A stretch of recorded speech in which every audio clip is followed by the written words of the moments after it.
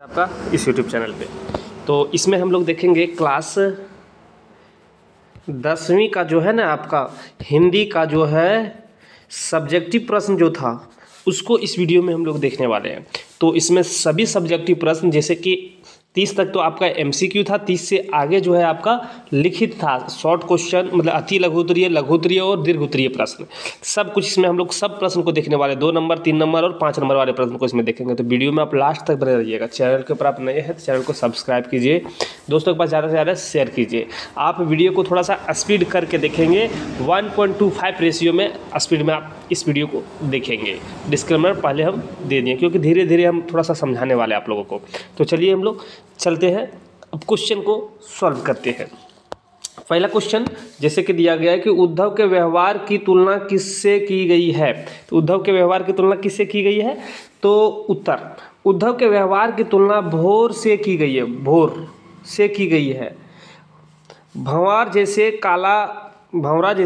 काला है वैसा ही उद्धव का मन में, इसलिए गोपियों को कृष्णा को भूलने कहकर निर्गुण उपासना का संदेश देता है।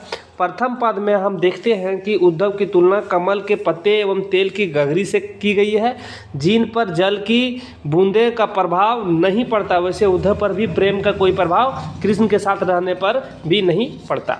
देखिए इसमें उद्धव के व्यवहार की तुलना जो की गई है इस पद्यांश के अनुसार, उसमें से है कि देखिए एक भोर की तरह किया गया है और दूसरा है आप जिसको कहते हैं कि पुरीन पात, ठीक है, और तेल के समान किया गया। तेल की गगरी पुरीन पात या कमल के पत्ते जिसको कहते हैं इसके तरह किया, क्योंकि वो पुरीन पात जो कमल के पत्ते पानी में डूबने के बाद भी उसको कोई असर नहीं पहुंचता, उसी तरह से कृष्ण के साथ उद्धव रहने के बाद भी उसके ऊपर प्रेम का कोई प्रभाव नहीं पड़ता है। ये था। दूसरा क्वेश्चन देखिए दिया गया है, उत्साह कविता में कवि बादल को गरज कर बरसने के लिए क्यों कह रहा है। तो कवि धरती पर, देखिए कवि धरती पर बड़ा बदलाव चाहता है। कवि क्या चाह रहा है कि धरती पर बड़ा बदलाव चाह रहा है। इसके अलावा व्यक्ति अथवा अन्य जीवों में उत्साह, बदलाव कब होगा? जब किसी के मन में उत्साह, उमंग और जोश की होगा तब ना, तो जोश भरना चाहता है, इसीलिए कवि बादल को गरज कर बरसने के लिए कह रहा है। ठीक है, चलिए नेक्स्ट क्वेश्चन को देखिए। नेक्स्ट क्वेश्चन जैसे कि आप यहाँ पे देख रहे होंगे, नेक्स्ट क्वेश्चन दिया गया, कहता है बच्चों के दंत्रित मुस्कान के कवि का क्या प्रभाव पड़ा।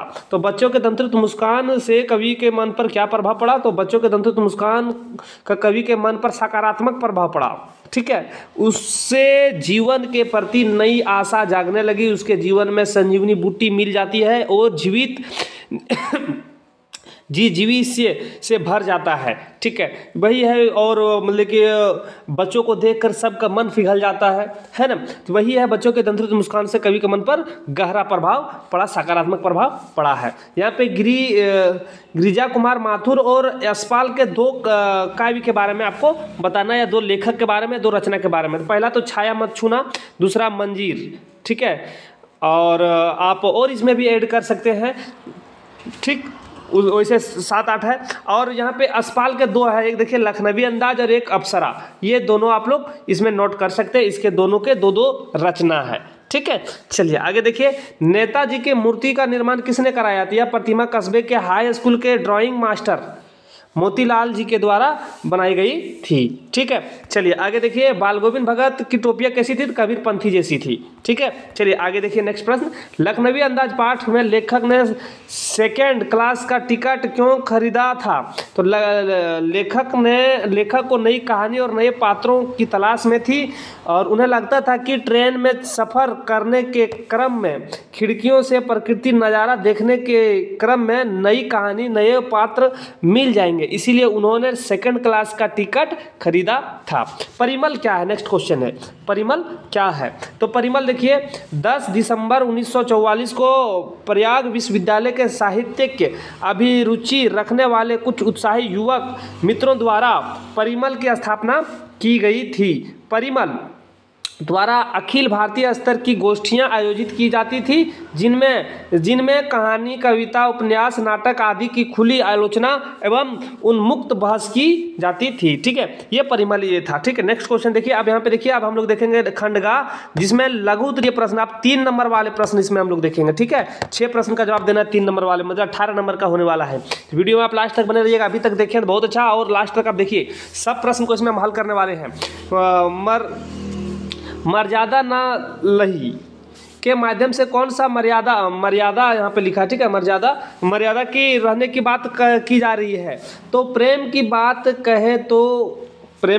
कहें तो इसकी सबसे बड़ी मर्यादा है कि प्रेम और प्रेमिका दोनों प्रेम निभाए, एक दूसरे की भावनाओं को समझे और सम्मान करे। किंतु कृष्ण ने गोपियों से प्रेम निभाने के स्थान पर उनके लिए कड़वी ककड़ी के समान योग्य स्थान का संदेश उद्धव के माध्यम से भेज दिया, जो कि गोपियों की नज़र में एक प्रकार की छल था। इस छल को गोपियों ने समझा कि कृष्ण ने हमारे प्रेम की मर्यादा नहीं रखी। ठीक है, ये था मर्यादा ना लही, जो इस पूरा कविता में जो ये वाक्य जो लिखा गया है इसका माने यही है। ठीक है, चलिए नेक्स्ट दिया हुआ प्रश्न कि आपके विचार से माँ ने ऐसा क्यों कहा कि लड़की होने पर लड़की जैसा मत दिखना। देखिए, ये प्रश्न बहुत वीवीआई प्रश्न है, वीवीआई प्रश्न है बाबू, इसको रट लो, एकदम परीक्षा में आ रहा है। ठीक है, चलिए आगे देखिए क्या बोला गया कि लड़की होना पर लड़की जैसा मत दिखाई देना। माँ ने ऐसा इसलिए कहा क्योंकि लड़की पर हो रहे अत्याचार, शोषण से उसे बचाना चाहती थी। लड़की अपने नारी सुलभ गुणों, सरलता, निश्चलता, विनम्रता आदि गुणों से बनाए रखे, परंतु वह इतने कमज़ोर ना हो कि लड़की समझकर ससुराल के लोग उनका शोषण करने लगे। लड़की भावी जीवन की कठिनाइयों की साहसपूर्वक मुकाबला कर सके। ठीक है, तो ये था लड़की होना पर लड़की जैसा मत दिखाई देना। क्योंकि लड़की होना लड़की जैसा दिखाई इसलिए नहीं कहा गया, क्योंकि लड़की का जो गुण है वो तो आपको प्रकट करना है, लेकिन आप उतना कमज़ोर ना हो जाए कि लोग आपको कमज़ोर समझने लगे, आपको सताने लगे, आपका शोषण करने लगे, आपको दोहन करने लगे। ठीक है, ये इस कविता के माध्यम से ये कहना चाह रहा था कवि। ठीक है, आगे देखिए, संगतकार के माध्यम से कवि किस प्रकार के व्यक्तियों की ओर संकेत कर रहा है। तो संगतकार के माध्यम से कवि कला अथवा किसी भी क्षेत्र में सहायक की भूमिका निभाने वाले व्यक्तियों की ओर संकेत करना चाहता है। कवि का मानना है कि संगतकार जैसे सहायक लोगों किसी भी क्षेत्र में प्रमुख व्यक्तियों के महत्व को बढ़ाने के लिए अपना जीवन समर्पित करता है, लेकिन उन्हें उनका महत्व नहीं मिलता जितना मुख्य भूमिका में रहने वाले लोग को मिलता है। मतलब देखिए, इसका एग्जाम्पल समझिए। संगतकार कहते हैं किसको? अगर सपोज मान लो कि कोई आप गाना गा रहे हैं, कव्वाली होता है, ठीक है, या फिर जो पहले होता था बिरहा उसमें होता है, तो उसमें एक मुख्य गायक होते हैं, उसके पीछे बहुत सारे गायक होते हैं। भजन उजन में देखते हैं ना, तो जो झाल बजाने वाला होता है, हारमोनियम बजाने वाले होते हैं, ये सब का क्या होता है कि उतना पॉपुलरिटी, इसको उतना पहचान नहीं मिल पाता है जितना पहचान जो एक माइक के ऊपर बैठकर जो गा रहे हैं, जो मुख्य किरदार उन्हीं को समझा जाता है। ठीक है कि नहीं, ये आए हैं, वो प्रवचन कर रहे हैं, वो गाना गा रहे हैं, वो मतलब कि कव्वाली कर रहे हैं, ये सब जो बताया जाता है एक कि नहीं किसी खास विशेष को, लेकिन जो उनका जो रिदम जिस समय टूटता है, अगर मान लीजिए कि अगर कोई भजन कर रहा है, उसका रिदम टूटा, तो पीछे से जो बैक से आवाज़ देता है उसी को संगतकार कहते हैं, जो साथ पीछे पीछे उसका चलता है। ठीक है, चलिए नेक्स्ट क्वेश्चन को देखिए। दिया गया, सेनानी ना होते हुए भी चश्मे वाले को लोग कैप्टन क्यों कहते थे? चश्मे वाले एक साधारण बहुत बूढ़ा मरियल या लंगड़ा व्यक्ति था। इस बात को रखिएगा, मरियल व लंगड़ा व्यक्ति, ये प्रश्न 1 नंबर में बनेगा। ठीक है, जिसमें देशभक्ति की भावना कूट कूट कर भरी हुई थी। वह गांधी टोपी पहनता था और काले रंग की चश्मा लगाता। उस नेताजी की बिना चश्मे वाली मूर्ति अच्छी नहीं लगती, इसलिए नेताजी की मूर्ति कार प्रतिदिन चश्मा लगाता था। शायद उसे नेताजी की बनी चश्मे की मूर्ति अच्छी नहीं लगी थी। उसकी इसी श्रद्धा को देखकर लोग उसे कैप्टन कहते थे। ठीक है, कैप्टन क्यों कहते थे समझ गए। नेक्स्ट क्वेश्चन देखिए कि भगत की पुत्रवधू उन्हें अकेले क्यों नहीं छोड़कर जाना चाहती थी? भगत की पुत्रवधू यह जानती थी कि अपने इकलौते बेटे की मृत्यु के बाद उनके ससुर अकेले रह जाएंगे। संसार की वस्तुओं से उनका कोई सरोकार रहा भी नहीं है। अब इस उम्र में वह अपना खाने पीने तक का भी ख्याल नहीं रख पाते थे। बीमार पड़ने पर उनकी सेवा कौन करेगा, यह सब सोचकर बाल गोविंद भगत के साथ रहना चाहते थे, उन्हें अकेले नहीं छोड़कर जाना चाहते थे। ठीक है, तो ये था भगत की पुत्र वधू जो थी, जब वो मतलब कि विधवा हो गई, तो वो जब उनके भगत जो बाल गोविंद भगत है, जो उनकी कोई दूसरा शादी कराने के लिए जब उनके पास प्रस्ताव रखा, तो बोला कि हम नहीं जाएंगे। क्यों? क्योंकि बाल गोविंद भगत का उम्र हो चुका था और बूढ़े हो गए थे, और उनको खान पान बीमार होने लगा। जब उम्र होता है तो वो बीमार होने लगते हैं है ना, तो बीमार हो जाते थे, तो फिर उसको खान पान देख रेख की परवाह चिंता था, इसीलिए वो बाल गोविंद भगत की बहू उसको छोड़कर नहीं जाना चाहती थी। ठीक है, आगे देखिए, नेक्स्ट प्रश्न है, बिस्मिल्लाह खां को काशी का नायाब हीरा क्यों कहा जाता है? तो बिस्मिल्लाह खां को काशी का नायाब हीरा क्यों कहा जाता है? तो काशी विभिन्न संस्कृति एवं धर्म अवलंबियों के स्थान है। यहाँ पर विभिन्न धर्म एवं समाज के लोग रहते हैं। बिस्मिल्लाह खान ने अपनी शहनाई के मधुर धुन के माध्यम से विभिन्न संस्कृति एवं धर्म के लोगों को जोड़ने का काम किया, इसीलिए उन्हें काशी का नायाब हीरा कहा जाता था। ठीक है, तो बिस्मिल्लाह खान का जब आप पढ़ेंगे तो उसमें आपको समझ में आ जाएगा कि बिस्मिल्लाह खान को काशी का नायाब हीरा क्यों कहा जाता था। ठीक है, वो क्योंकि वो शहनाई बजाते थे, है ना, और वो मंदिर में बैठकर शहनाई बजाते थे, इबादत भी करते थे, नमाज भी पढ़ते थे, मंदिर में शहनाई भी बजाते थे, ये सब कुछ उसका कार्य था। जॉर्ज पंचम की नाक क्यों काटी गई थी? तो जॉर्ज पंचम ब्रिटिश सरकार का प्रतिनिधि था, जो भारत में शासन का प्रमुख था। उन्होंने भारतीयों पर जुल्म और शोषण किया, ये शोषण और जुल्म के प्रतीक थे। ऐसे स्थिति में जॉर्ज पंचम की मूर्ति लगाना देश प्रेमी भारतीयों को अच्छा नहीं लगा, इसीलिए उन्होंने जॉर्ज पंचम की लगाई गई मूर्ति की नाक काट दी। ठीक है, तो क्यों काटे जॉर्ज पंचम की नाक की, वो आपको समझ में आ गया। नेक्स्ट क्वेश्चन दिया गया है, देखिए यहाँ पे, गंतोक को मेहनतकश बादशाहों का शहर क्यों कहा गया? तो गंतोक को मेहनतकश का अर्थ है कि कड़ी मेहनत करने वाले। गंतोक एक पर्वतीय स्थल है। पर्वतीय क्षेत्र होने के कारण यहाँ स्थिति बड़ी कठिनाई है। अपनी ज़रूरतों पूरी करने के लिए लोगों को बड़ी मेहनत करनी पड़ती है। यहाँ के लोग मेहनत से घबराते नहीं हैं, भरपूर परिश्रम करते हैं।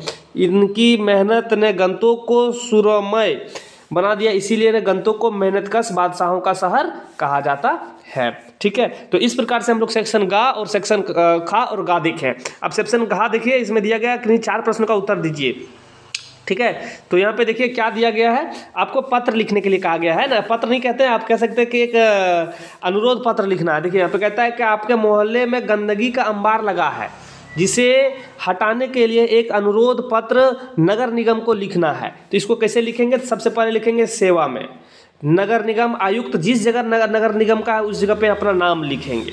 ठीक है, नगर निगम का नाम, जैसे गिरिडीह नगर निगम, जमुआ नगर निगम, रांची नगर निगम, अब कहीं का भी नगर निगम का नाम आप इस जगह पे जहाँ से आप हैं उस नगर निगम का नाम यहाँ पे ऐड करना है। ठीक है, विषय हमारे मोहल्ले में गंदगी का अंबार लग जाने संबंध में, ये लिखना है। पहले ये लिखेंगे, फिर ये लिखेंगे, फिर ये लिखेंगे। एकदम जिस तरह से लिखा गया उसी तरीके से लिखना है, तब आपको नंबर मिलेगा, नहीं तो नंबर नहीं मिलने वाला। माननीय महोदय, देखिए पैराग्राफ चेंज करेंगे। माननीय महोदय, मैं आपका अपना नाम लिखना है। मैं जो भी नाम है आपका XYZ, पता XYZ जहाँ भी है, ग्राम जो भी है आप लिख देंगे। आपका मोहल्ला जो भी मोहल्ला है, जिस बदले के आपका नाम पता लिखेंगे और उस पता का मोहल्ला लिखेंगे का निवासी हूँ। मैं आपके माध्यम से निवेदन करना चाहता हूँ कि हमारे मोहल्ले में गंदगी का अंबार लग गया है, जिससे आसपास के वातावरण में दुर्गंध फैल रही है और बीमारियों का खतरा बढ़ गया है। हमारे मोहल्ले में गंदगी, जो यहाँ पे गंदगी, ठीक है, तो गंदगी का स्रोत क्या है आपका? गंदगी का कुछ तो स्रोत होगा, जैसे कूड़े के ढेर, खुले नाले आदि जो भी है आपका। जैसे कि अभी सपोज मान लीजिए कि आपको खुला नाली है, गंदगी का ढेर नहीं मिल रहा है तो खुला नाली है, तो खुला नाली से बदबू निकल रहा है आदि के कारण गंदगी लगातार बढ़ती जा रही है। इससे ना केवल हमारे मोहल्ले की सुंदरता खराब हो रही है, बल्कि हमारी सेहत के लिए भी खतरा पैदा हो रहा है। ठीक है, पैदा हो गया है। ठीक, अब मैं आपसे अनुरोध करता हूं कि आप इस समस्या पर तुरंत ध्यान दें और हमारे मोहल्ले की सफाई का कार्य करवाएं। हम चाहते हैं कि हमारे मोहल्ले की स्वच्छ और स्वस्थ बनाया जाए। ठीक है, ये लिखेंगे और इसमें आप जोड़ सकते हैं कि यह त्वरित कार्य करने की कृपा करें भदवी, या फिर आपका जो है कि आज्ञाकारी जिसको कहते थे आप यहाँ पे लिखेंगे अपना नाम, अपना संपर्क, यहाँ पे डेट लिख देंगे। ठीक है, आप इस जगह पे डेट लिख सकते हैं या फिर आप इस जगह पे दिनांक करके जब लिखिएगा ना तो इस जगह पे दिनांक करके भी आप यहाँ पे लिख सकते हैं इस जगह पे। ठीक है, यहाँ पे दिनांक लिख दीजिएगा और जिस डेट में लिख रहे हैं आप इस जगह पे भी आप लिख सकते हैं। तो इस प्रकार से अपना मोहल्ले में पत्र आप लोग लिख सकते हैं। ठीक है, और भी प्रश्न है तो इसको हम लोग जो भी बच जाता है इसको हम लोग अगले पार्ट में देखेंगे, क्योंकि इसमें जो है सब क्या कहते हैं आपका जो निबंध लेखन है, पत्र लेखन, ये सब है कुछ है। ठीक है, तो चलिए वीडियो अच्छी लगे तो वीडियो को लाइक कीजिए, चैनल के ऊपर अपने चैनल को सब्सक्राइब कीजिए। फिर मिलते हैं नए पार्ट में लेकर, तब तक आपसे विदा लेते हैं। जय हिंद।